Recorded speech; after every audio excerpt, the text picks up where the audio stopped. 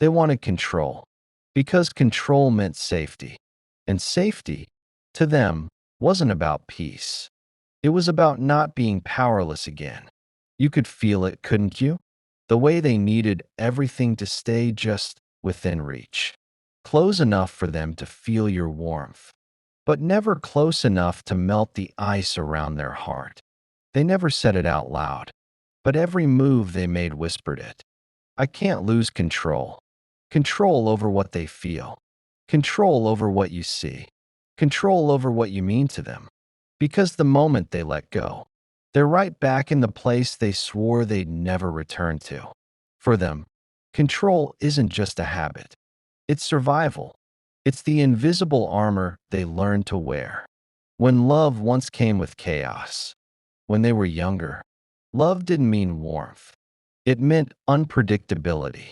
It meant walking on emotional glass. It meant silence that punished, or words that wounded. So, when someone finally came along, someone steady, someone safe, they didn't know what to do with that, because peace felt foreign, and losing control, even in love, felt like danger. So they did what they've always done. They took charge of how close things could get. They decided when connection was too much. They pulled back when emotions ran high. They stayed cool, detached, collected, all to make sure they never had to feel helpless again.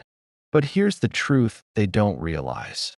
The thing they think protects them is the very thing that's keeping them trapped. Because control, for them, isn't about power anymore. It's about fear. Fear that love might unmake them. Fear that intimacy might expose the cracks they've spent their whole life covering up. So, when you opened up, when you tried to bring them closer, they didn't see safety. They saw risk. Every time you said, "You can trust me," their body heard, "You can lose me." Every time you softened, they tightened. Every time you leaned in, they leaned out. Not because they didn't want you, but because wanting you meant surrender. And surrender was never safe. They learned long ago that needing someone meant giving someone the power to hurt them. So to stay safe, they keep control of the story, of the pace, of how much love is allowed in. They're not trying to dominate. They're trying not to drown. But here's what they don't see. The more they try to manage love, the more love slips through their fingers. The more they grip the steering wheel, the more they drive themselves into emotional isolation. Because love can't be controlled. It can only be allowed. And when you love an avoidant, you start to feel that push and pull deeply. One day, they're reaching for you. The next, they're unreachable. It's confusing. It's exhausting. And it makes you question your worth. But the truth is, this isn't about your worth. It's about their war with vulnerability. They crave connection, but they also fear it. They want love, but they want to stay in control of how it feels. So they ration affection. They measure closeness. They monitor every glance, every touch, like someone walking a tightrope, afraid to fall into what they actually want most. What they don't realize is that control and love can't coexist. Not like this. Because love requires risk. It requires trust. It requires letting someone see the mess. And when control becomes a shield, it stops being protection and starts being a prison. The irony? They think they're running the show, but really, control is running them. Their avoidance isn't a choice anymore. It's reflex. It's autopilot. It's the nervous system saying, don't feel too much. Don't need too much. Don't lose too much. But the more they obey that instinct, the smaller their world becomes, and the lonelier they feel, even with someone sitting right beside them. Because control might keep them from being hurt, but it also keeps them from being held. And the tragedy of it all is that they can't see it happening. To them, it just feels like they're being careful, like they're taking space, like they're keeping things balanced. But to you, It feels like loving a ghost who only appears when it's safe for them to be human. And that's what's breaking them slowly. Because even as they pull back, part of them knows this is not peace. This is fear in disguise. And deep down, they're starting to sense it. They're beginning to realize that control doesn't feel empowering anymore. It feels exhausting. It feels hollow. It feels like living behind glass, watching life happen, but never really touching it. That's the turning point. When control stops protecting them and starts suffocating them. They thought they were in charge of the story, of the distance, of how much they'd allow themselves to feel. But slowly, without even realizing it, they started building a cage, and every wall they put up was made of control.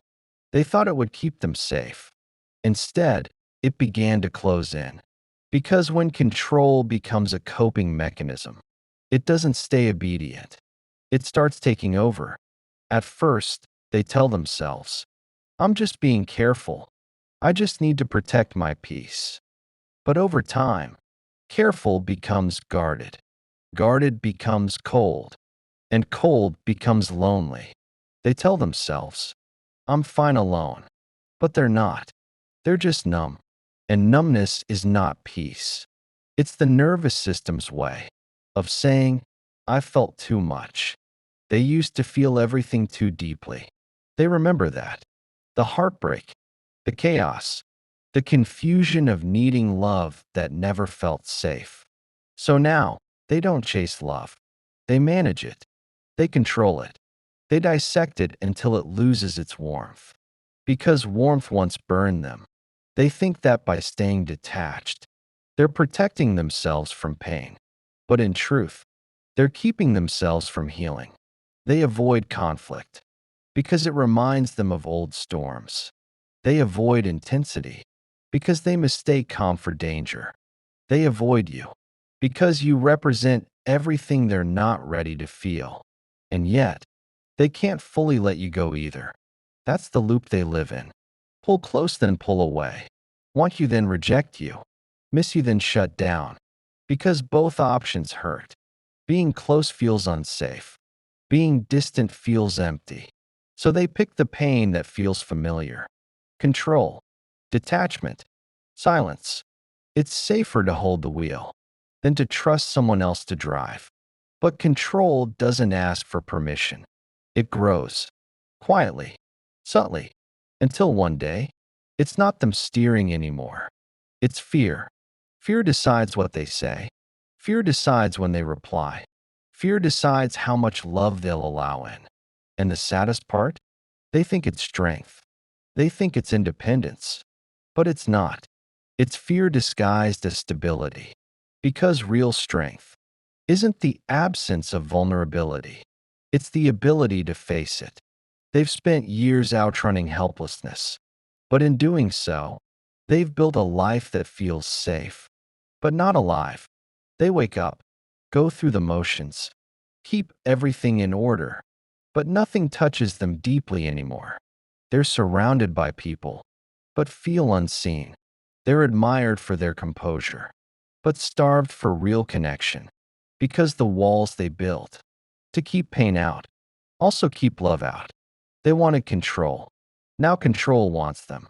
It tells them when to smile, when to disappear, when to care, and when to cut it off before it gets too real.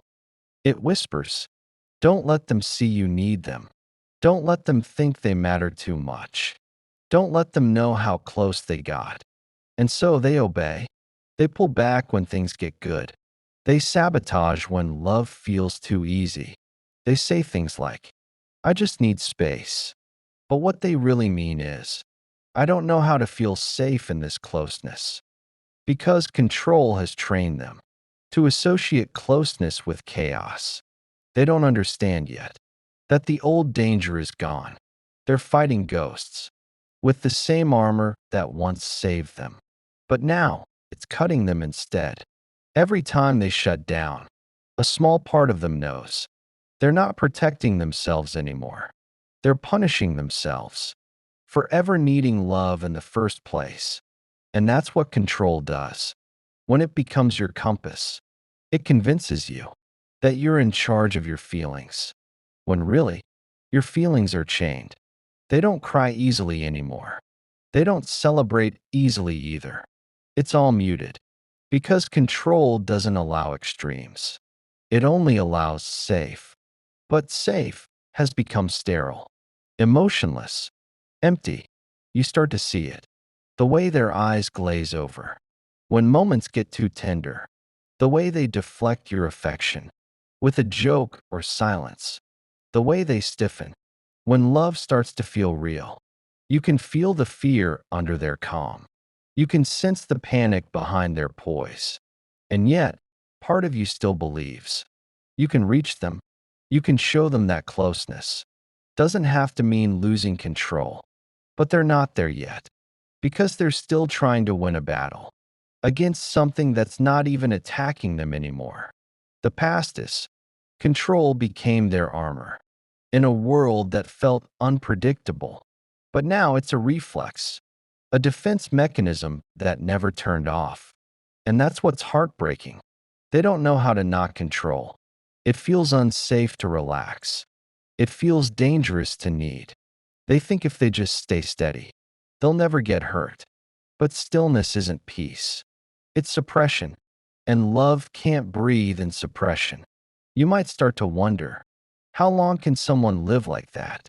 How long before control turns into collapse? Because every avoidant reaches that point. That quiet breaking point. Where control doesn't work anymore. Where the mask cracks. Where the numbness fades. And all the feelings they've been avoiding come rushing back like a flood. They can't manage it anymore. They can't predict, perform, or control love into safety. Because love refuses to be managed. It demands presence. It demands truth.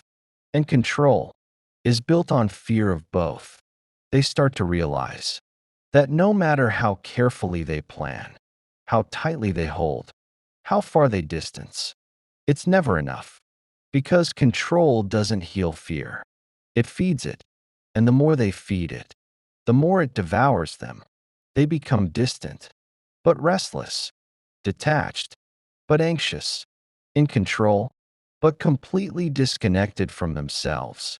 That's when the cost of control finally becomes visible, not in the fights they avoid, but in the intimacy they lose, not in the pain they escape, but in the love they never let themselves feel. And slowly, something inside them begins to whisper, this isn't strength anymore. This isn't safety. This is loneliness with rules. It's the first crack in the armor, the first sign that control has stopped protecting them and started controlling them.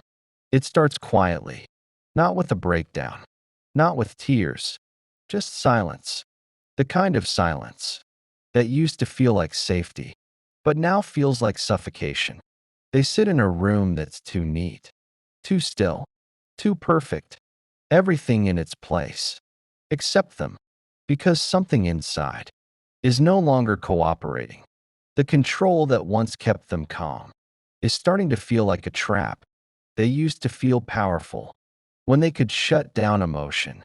Now it just feels heavy. They don't want to overthink anymore, but their mind won't stop analyzing. They don't want to withdraw, but their body does it anyway. It's like their nervous system has a mind of its own. They say they're tired, but it's not the kind of tired that sleep can fix. It's emotional exhaustion, the fatigue that comes from fighting themselves for too long. Because every time they reach for peace, control pulls them back. Don't feel too much. Don't hope too much. Don't love too much. They've built their life on these rules. But now they're cracking. Because no one can live halfway forever. Their control helped them survive. But now it's stopping them from living. They scroll through their phone, see people laughing, touching, feeling freely, and something aches. They used to roll their eyes at that. Now it stings. Because deep down, they want to feel that again. the warmth, the ease, the trust. But control doesn't allow those things. It says, if you want safety, you can't have freedom. And they believed that for years, until they started realizing that safety without connection feels like slow erosion. You can't feel safe in a world where nothing touches you. They start catching themselves in small moments, when you smile at them and they look away too fast, when you ask, "Are you okay?" and they say, "Yeah, just tired." When you touch their hand and they freeze, not because they don't want it, but because they do, and that scares them. They've spent so long avoiding need that wanting something genuine feels like a threat, so they run back to control again and again. It's not a choice, it's muscle memory. The nervous system says, stay safe, and safe means distance. But the distance is starting to hurt. It's not comforting anymore, it's isolating. They sit with their thoughts, and it's too quiet. No chaos, no noise, just the echo of everything they tried to bury, the memories, the heartbreak, the faces they left behind, the love they rejected because it felt too real. And that's when the collapse begins. It doesn't happen all at once. It happens slowly, like a wall eroding from the inside. They start forgetting why they pushed you away in the first place. They start missing you in ways they can't explain. They start realizing that their control isn't protecting them anymore. It's suffocating them because they didn't build control from strength. They built it from fear. Fear of being dependent, fear of being seen, fear of being loved and then abandoned. But now, they're being abandoned anyway by their own ability to feel. Control promised safety. It delivered emptiness. And emptiness is louder than chaos. They start to feel small waves of emotion again. Grief, guilt, confusion. They don't know what to do with them, so they try to manage them too. They schedule feelings. They rationalize sadness. They intellectualize love. But emotion doesn't want to be understood. It wants to be felt. And the more they try to contain it, the more it spills. You might notice it in their eyes. A flicker of softness that wasn't there before. The way they look at you longer than usual. The way they almost say something, then pull back. Because that's what collapse feels like. The body wanting to connect, and the mind still fighting it. They start dreaming more about people they lost, moments they didn't say enough, versions of themselves that used to laugh without caution. Their subconscious is trying to thaw them. But waking up hurts, because every feeling that was frozen has to melt through pain first. They feel guilt for how they treated you, guilt for how they vanished, guilt for how much love they wasted, trying not to need it. And yet, they still struggle to reach out. Because collapse doesn't mean surrender. It's the moment before surrender, the cracking of a pattern. They want to change. They just don't know how. They want to love differently. They just don't trust themselves yet. And that's the most painful realization. They can't control their way into emotional safety. They have to feel their way into it. And feeling is the one thing they've avoided most. So they fight the collapse. They distract themselves. They drown in routine. They keep pretending they're fine. But control isn't working anymore. It's slipping. They can feel it. And deep down, they know what comes next. That terrifying moment when they'll have to face the truth. That real healing requires letting go of the one thing that's kept them safe their entire life. Control. Because love doesn't need control. It needs courage. And courage is what they've been running from. The collapse doesn't destroy them. It strips them of all the defenses, all the strategies, all the illusions of strength, until what's left is the raw truth underneath. The part of them that always wanted to be seen. That's the part that starts whispering, You don't have to manage love. You don't have to earn safety. You just have to let it in. But letting in is harder than holding out. Because for the avoidant, surrender feels like death. They've built an entire identity around control, around not needing, not depending, not breaking. And now life is asking them to do the opposite, to soften, to trust, to allow. It feels impossible, but something in them knows it's the only way forward. They can't think their way out of fear anymore. They have to feel through it. And that's what collapse really is. The nervous system realizing that control is no longer sustainable. It's the breakdown before the breakthrough, the fall before the release. They're standing at the edge of who they've always been and who they could become if they stop fighting love. And for the first time, control doesn't feel like safety. It feels like loss. Loss of connection, loss of self, loss of life. And maybe that realization is exactly what they need to finally let go. Something begins to shift, not loudly, not all at once, but quietly, like a storm that's finally running out of rain. The avoidance starts noticing that control no longer feels powerful. It feels exhausting. They used to think control made them safe. Now it just makes them lonely. And loneliness is starting to ache more than vulnerability ever did. They start having moments, small, human moments, that slip through the cracks of their guard. They hear a song and feel something they can't suppress. They see a memory and don't turn away this time. They find themselves missing you, not because of comfort, but because something in your presence felt like home. And that's new for them, because home used to mean danger. Closeness used to mean chaos. But now, distance is what feels unbearable. They start realizing that all the people they pushed away weren't trying to control them. They were trying to love them. And for the first time, they can see the difference. That's when fear kicks in again. Because awareness doesn't erase instinct, it challenges it. They catch themselves wanting to reach out and freeze. They think about saying, I miss you, and feel their throat close. It's not pride this time, it's panic. The nervous system says, if you move closer, you'll get hurt again. And yet, they're already hurting. That's the paradox. Control doesn't save them from pain, it keeps them in it. They start replaying moments in their head.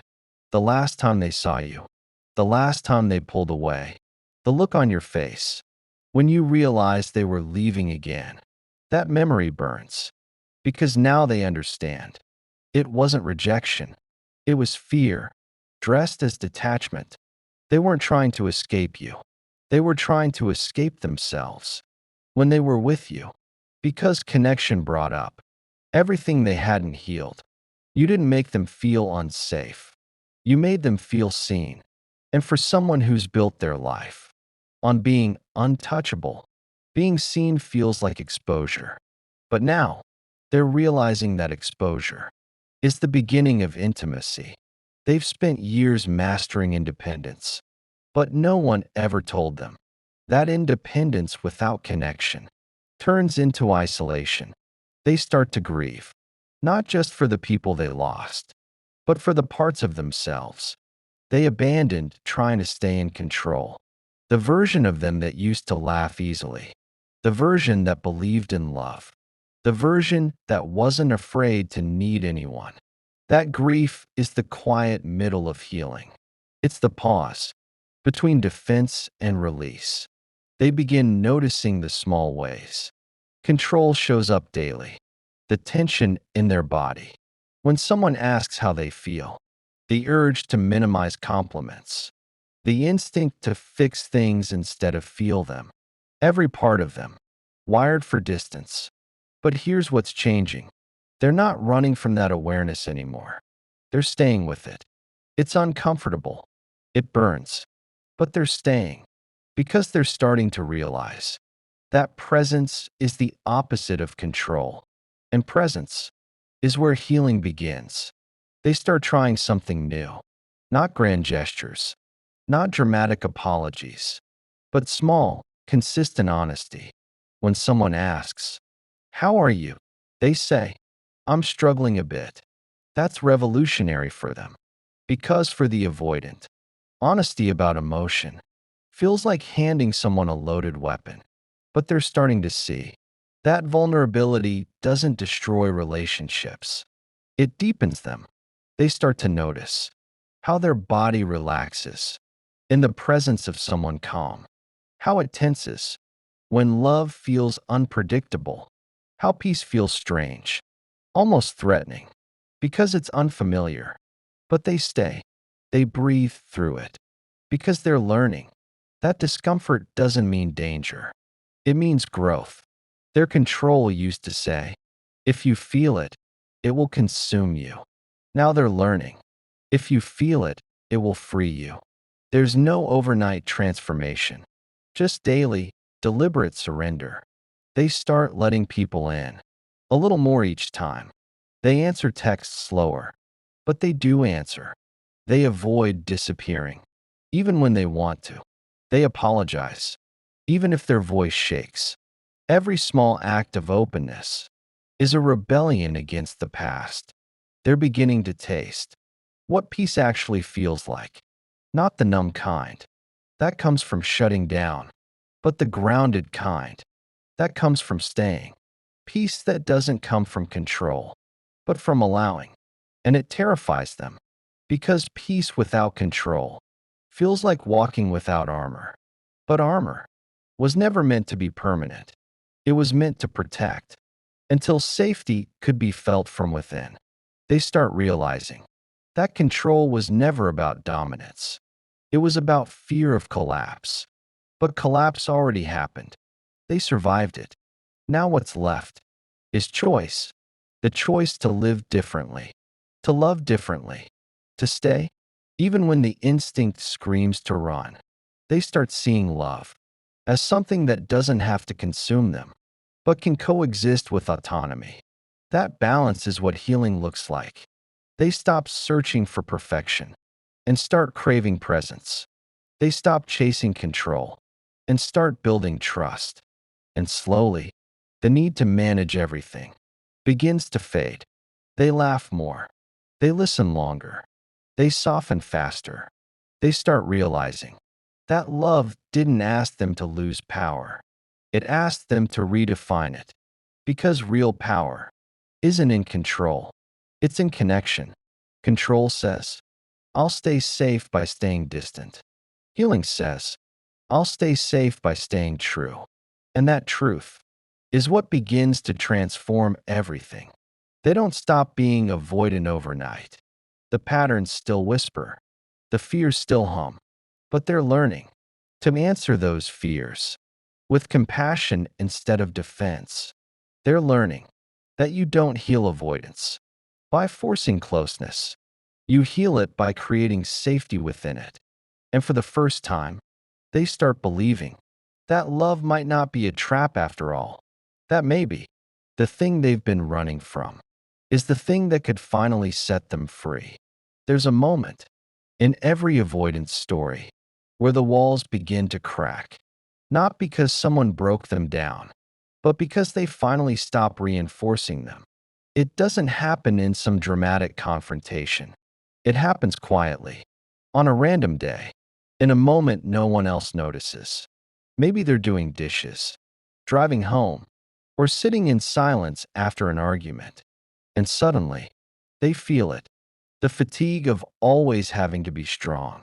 The exhaustion of always having to appear fine. That's the turning point.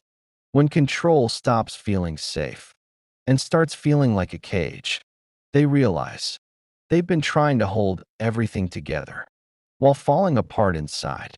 That all the rules they made to protect themselves ended up cutting them off from what they needed most: love, warmth, understanding. They start seeing that every time they push someone away, it wasn't because the person was wrong. It's because closeness triggered memories they didn't know how to face. And that's the hardest truth to sit with, because it means they didn't lose love by accident. They lost it by habit. But now, the silence doesn't comfort them anymore. It feels heavy.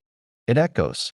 They start missing what control never gave them: connection, even if it's messy, even if it's unpredictable, because numbness has stopped working. It no longer shields them. It just hides them. And hiding used to feel safe, until it started feeling like erasure. That's the cost of control. It doesn't just keep others out, it keeps you from yourself. So they start trying something radical. They begin telling the truth. Not all at once, not to everyone, but enough to make a difference. They say, I was scared. They say, I didn't know how to stay. They say, I wanted to love you, but I didn't know how to be loved. And for the first time, the words don't destroy them. They free them, because control kept them alive. But honesty helps them live. You might see them now, more aware, more grounded, still cautious, but different. They pause before shutting down. They take a breath before running. They let people in, even if it's just an inch at a time. And that's how healing looks. Not dramatic, not perfect, but human. They stop seeing closeness as a threat and start seeing it as a chance to rewrite what connection means, to learn that love doesn't always hurt, that presence doesn't always end in loss. But they also learn something else. Healing doesn't mean never wanting control again. It means learning when to let go. They can still protect their boundaries without building walls. They can still take space without disappearing. They can still say no without making it a goodbye. Because control, when it's no longer about fear, can become discernment. They start feeling the difference between isolation and solitude, between silence and peace, between distance and choice.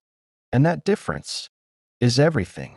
The avoidant starts realizing they don't have to fix themselves to deserve love. They just have to be willing to show up. And showing up doesn't mean perfection. It means presence. They start to learn how to stay during discomfort, how to communicate through fear, how to soften without disappearing. This is what healing looks like. In real time. Awkward, slow, but sacred. They begin to understand that control was never the enemy. Fear was. And fear only loses power when it's met with compassion. So they start giving themselves the compassion they never received. They no longer shame themselves for pulling away. They get curious instead. They ask, what did that trigger remind me of? Where did I learn that closeness isn't safe? They start connecting dots between the past and the present, between childhood wounds and adult reactions. And in that awareness, something powerful unfolds. Ownership. They stop blaming others for their distance. They stop waiting for someone to make them feel safe. They realize safety isn't found in control. It's built through consistency, trust, and softness, the very things they once avoided. Now, they can sit across from someone and feel the instinct to withdraw, but choose to stay instead. They can feel panic rise in their chest, but breathe through it. Instead of disappearing, they can love without needing to dominate and connect without fearing collapse. That's growth. That's maturity. That's the end of survival and the beginning of presence. And you, the one who tried to love them, you'll see the difference. Even if they never say it out loud, they'll hold your gaze longer. They'll listen without defensiveness. They'll reach out without being prompted. It won't look like the love you expected, but it will finally be real. Because they're not trying to control love anymore. They're learning to experience it. They're learning that control was never strength. Connection was. And vulnerability isn't a loss of power. It's a reclaiming of it. That's when they finally understand. The love they were afraid to lose was never outside them. It was always waiting inside, underneath all that protection. So they stop fighting their emotions and start listening to them. They stop needing to win and start wanting to understand. They stop running. They stop managing. They stop hiding. And in that stillness, they discover something they never expected to find. Peace. Not the numb kind, not the silent kind, but the grounded kind that lets them stay. Stay with you. Stay with themselves. Stay with what's real. Because the avoidant finally sees. Control was never safety. It was just silence. And love, true love, isn't about managing the risk. It's about accepting it and showing up anyway. So if you've ever loved someone avoidant and wondered if they could change, they can, but not through pressure, not through proving, through patience, through understanding, through letting them find their way back to connection, not as a threat, but as a home. And for the avoidant listening, your walls kept you alive, but they don't have to keep you lonely. You can still protect your peace and let love in. You can still need space and stay connected. You can still be safe and open at the same time. Because healing isn't about becoming someone new. It's about remembering you were always meant to be whole. If this spoke to you, subscribe, share, or leave a comment. Tell me, did this video help you see your pattern more clearly? Or maybe help you forgive the one who couldn't stay? Because awareness is where the real healing begins.